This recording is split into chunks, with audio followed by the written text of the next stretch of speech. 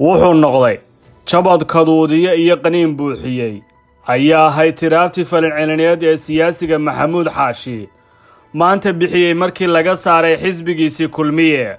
waayba furka laacdan iyo lagdag dhex mari doona Maxamuud Xaashi iyo saaxiibadiisii xisbiga kulmiye tan iyo intii uu kulmiye kala aragtida ay noqdeen dildilaaca xisbiga hoggaanka Soomaaliland haya ayaa la filayay inuu ka soo hormaro waqti xaadirkan iyo inuu jihada siyaasadda ee Soomaaliland ay jiha kala qaado kulmiye goorma ayuu foorarsaday ayaa la isweydiinayaa 27 Oktoobar sanadkii 2015 ayaa kala dhaqaaqa xisbigan uu soo bilowday kolkii labadii xidig ee xisbiga isku khilaafeen hoggaanka xisbiga Siinaaya dabadii kuwaas oo kala ahaa Xirsi iyo Xaashi ayaa taariikhda Soomaaliland ugu qoran inay yihiin labada siyaasi ee facooda ugu baacdheer xagga siyaasadda waxay ahaayeen laba siyaasi oo siyaasadda wax walba u huray waxa ay dhiseen xisbi uu kaadir ka yahay Axmed Siilaanyo waxa ay gaareen talada sare ee Soomaaliland balse damaca ayaa rag kala waday qoorina xire kuma heshiisee Siilaanyo dabi labadooda ayaa isku muuqday labadan siyaasi waxa ay ka midaysnaayeen in midkood xilka guddoonka kulmiye qaata Muuse dabadi balse sifaha loo marayo ayaa keentay in labadooda marba mid Muuse kulmiye uu ka saaro Xirsi isaga shiishka iyo daraskiisa ayaa u muuqday inuu yahay mid waqtigu taageeray 6 sano kadib maanta halkii uu ka digay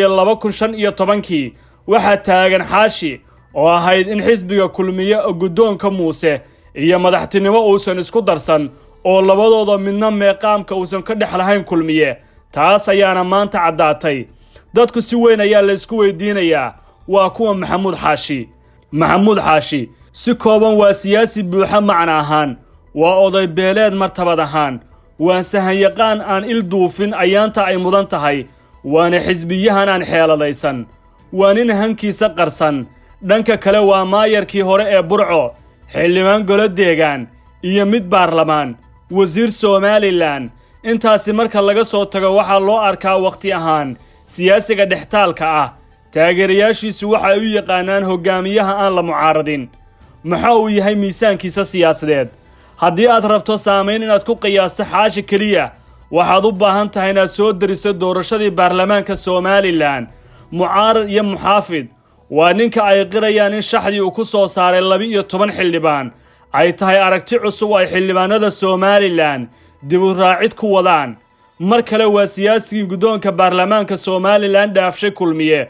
waana jawaabtii halhayska caan baxday ee taladaadu waa ay ku soo urin Xaashi iyo Ciro mawduucan waa mid ka badan mid xilli iyo waqti kooban lagu xiro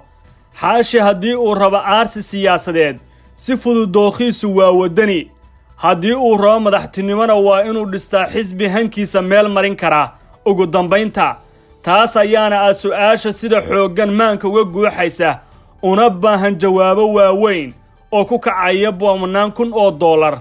balse guusha ugu weyn ayaa noqon doonta inuu arko kulmiye oo aan dabadi ka dambayn halka qalad ee Xaashi la og yahay inuu isbaqiraa waxa ay tahay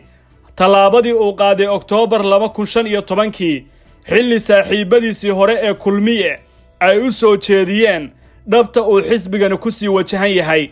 waxaynu dib u eegi doonaa hanaanka geedi socodka siyaasadda ee Soomaaliland gaar ahaan marka laga hadlayo wajiga cusub ee siyaasaddaasi ay waqtigan tisqaaday